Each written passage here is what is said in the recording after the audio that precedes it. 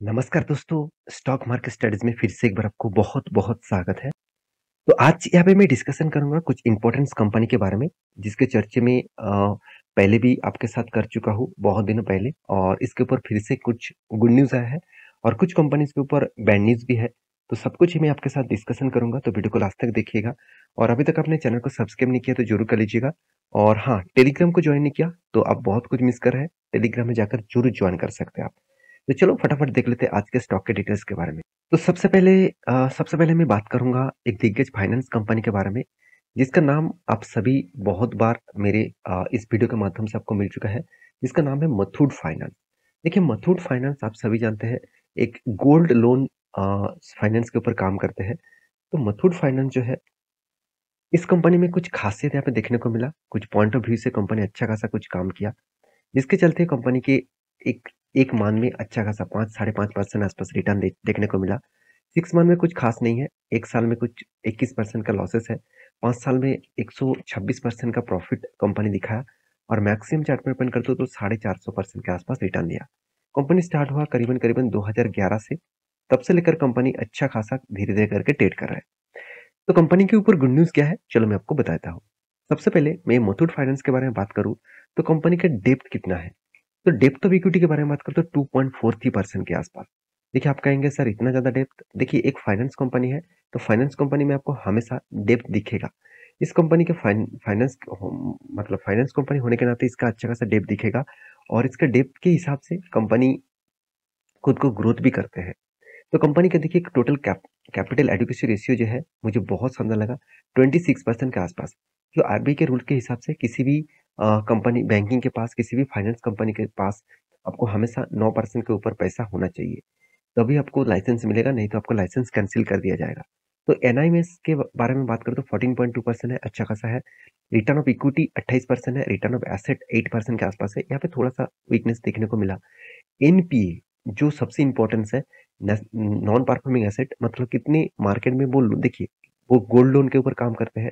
तो gold loan के हिसाब से अगर मार्केट में मान के चलिए बहुत ज्यादा लोन दे दिया और दूसरे लोग वो लोन नहीं मिटा पाए, तो कंपनी के लिए खास एक एक चीज ऑब्वियसली खास है कि उसके पास गोल्ड जमा है, तो उस हिसाब से वो कुछ भी काम कर सकते हैं।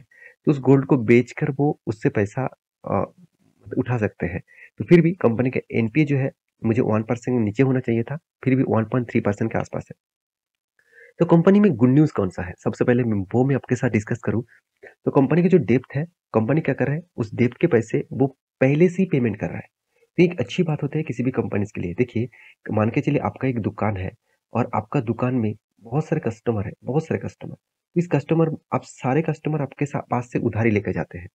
तो देखा जाए तो एक कस्टमर आपको टाइम से पेमेंट करता है, इस कस्टमर आपको लेट से पेमेंट करता है और ये जो कस्टमर है वो आपको टाइम से बहुत पहले ही पेमेंट कर देता है। तो आप इस तीनों कस्टमर से सबसे ज़्यादा इंटरेस्ट आप किसके ऊपर रहेंगे?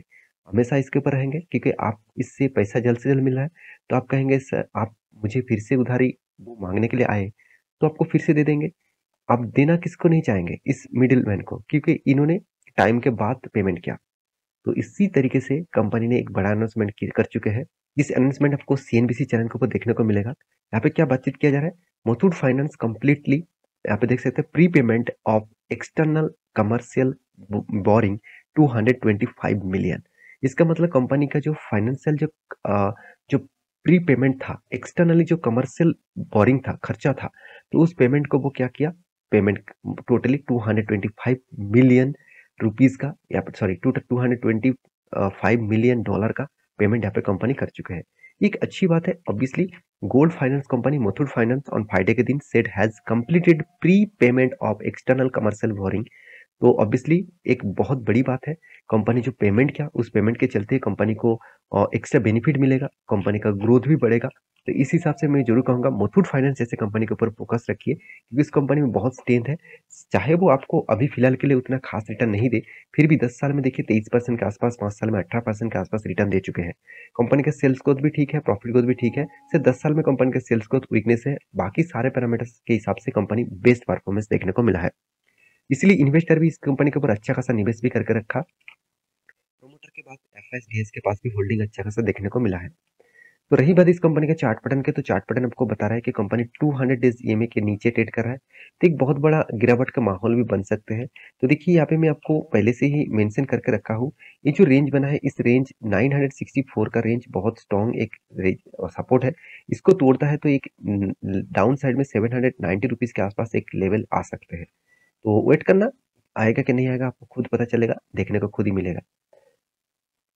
तो सेकंड जो कंपनी है, मेरे एक पसंदीदा कंपनी है, एक स्टॉक बुकिंग कंपनी है, इसका नाम है एंजल वन, जो इंडिया के थर्ड लार्जेस्ट देखा जाए तो एक स्टॉक ब्रोकिंग कंपनी है, साथ ही साथ एक एनबीएफसी भी है। तो इस कंपनी में कुछ दिनों से अच्छा खासा परफॉर्मेंस देखने को मिला है। एक मान में दिखा दो तो अच्छा खासा परफॉर्मेंस यहाँ पे देखने को मिला, मगर इस कंपनी में इतना शानदार परफॉर्मेंस होने के बाद भी कंपनी में एक गड़बड़ी देखने को जरूर मिला है। कंपनी देखिए आपको दिखा रहा है 39,000% का रिटर्न दे चुके हैं। तो एक्चुअली कंपनी में कुछ टेक्निकल इश्यूज है, तो इसलिए इतना परसेंटेज देखने को नहीं मिल सकता। तो कंपनी की जो गड़बड़ी कहाँ पे हुआ, चलो मैं भी आपको बताता हूँ। तो कंपनी के जो इन्वेस्टर है उसके बारे में बात करूं तो इस बार कंपनी के ऊपर मुझे थोड़ा सा गड़बड़ी देखने को मिला। वो गड़बड़ी क्या है, देखिए प्रोमोटर के पास पहले 2020 में सितंबर माह में 44.56% का होल्डिंग था। वो होल्डिंग धीरे धीरे ठीक ठाक ही चल रहा था। 2000 देखा जाए तो अब जून 2022 में कंपनी का स्टेक थोड़ा सा कम हुआ। उसके बाद 2022 के सितंबर माह में थोड़ा सा स्टेक उन्होंने खरीदारी किए। तो इस तरीके से चलता रहा। अभी मार्च क्वार्टर में कंपनी का जो स्टेक है वो 44% से बन चुके 38%। इसका मतलब स्टेक यहाँ पे क्या किया गया है, बेचा गया है। तो ये एक कंपनी के लिए नेगेटिव पॉइंट्स है। मैं जरूर कहूंगा इस नेगेटिव पॉइंट के हिसाब से कंपनी के ऊपर एक प्रेशर जरूर बनेगा, क्योंकि जहाँ पे देखिए खुद प्रोमोटर माल बेचकर भाग रहा है तो उस कंपनी में कुछ ना कुछ प्रॉब्लम्स और दिक्कत आ सकते हैं। तो देखिए ऐसे नहीं कि प्रोमोटर माल बेच दिया हमेशा नेगेटिविटी भी होगा, ऐसे बिल्कुल भी नहीं। बहुत सारे कंपनीज के ऊपर प्रोमोटर ने माल बेचा और बाद में उस कंपनी ने सस्ते दामों में उस कंपनी का शेयर फिर से खरीदारी की। तो ऐसे चलता रहता है साइकिल्स। तो मैं जरूर कहूंगा एंजल वन जैसे कंपनी के ऊपर आप फोकस रखिए। कंपनी देखा जाए तो डेट फ्री कंपनी है और कंपनी का हर पैरामीटर आपको पॉजिटिव दिखेगा। रही बात कंपनी का ओपीएम का, ओपीएम मुझे बहुत स्ट्रांग लगता है इस कंपनी का। तो इसलिए कंपनी हर साल में प्रॉफिट को भी मेंटेन करते हैं और रिटर्न के रेशियोज भी कंपनी कुछ खास नहीं परफॉर्मेंस दिखाया, मगर कंपनी का सेल्स ग्रोथ, कंपनी का प्रॉफिट ग्रोथ, कंपनी का रिटर्न ऑफ इक्विटी यही बता रहा है कंपनी में एक बहुत स्ट्रेंथ है। रही बात इस कंपनी का टेक्निकली चार्ट पैटर्न का, तो मैं आपको ट्रेड आपको बोला था इस रेंज ब्रेकआउट क्या है, अगर कोई भी रिट्रेसमेंट देखने को बाद फिर से ब्रेकडाउन देखने को मिला तो इस लेवल तक आ सकते हैं, 790 तक आ सकते हैं। इसके अपडेट में पहले से आपको दे चुका हूँ। तो लास्ट जो कंपनी है जिसके बारे में बात करूंगा उसका नाम है, आप देख सकते हैं, विशाखा इंडस्ट्रीज लिमिटेड। तो इस कंपनी के जो मैक्सिमम चार्ट पर ओपन कर दूं तो देखिए कंपनी 5000% का रिटर्न दिया। तो इसी रिटर्न के चलते कंपनी ने अनाउंसमेंट किया बोनस देने का, सॉरी स्प्लिट देने का। कंपनी का जो फेस वैल्यू है 10 रुपए के आसपास है, अभी फेस वैल्यू 2 रुपया बनने वाला है। इसका मतलब एक के बदले कंपनी 5 शेयर आपको देने वाला है। तो उस हिसाब से प्राइस भी एडजस्टमेंट हो जाएगा। तो इस कंपनी के ऊपर इन्वेस्ट करने से पहले एक बार जरूर स्टडी करना, क्योंकि कंपनी का जो प्राइस है, मार्केट कैप है, वो बहुत छोटा है। तो उस हिसाब से आप स्टडी करके इन्वेस्ट करना। इस ट्यूटोरियल वीडियो एजुकेशन पर्पस में था, कोई बाय एंड सेल का रिकमेंडेशन नहीं था। तो प्लीज एक बार रिसर्च करना, उसके बाद इन्वेस्ट करना। तो मेरे इस वीडियो आपको अच्छा लगे तो प्लीज लाइक करना, चैनल को सब्सक्राइब भी करना। Thank you.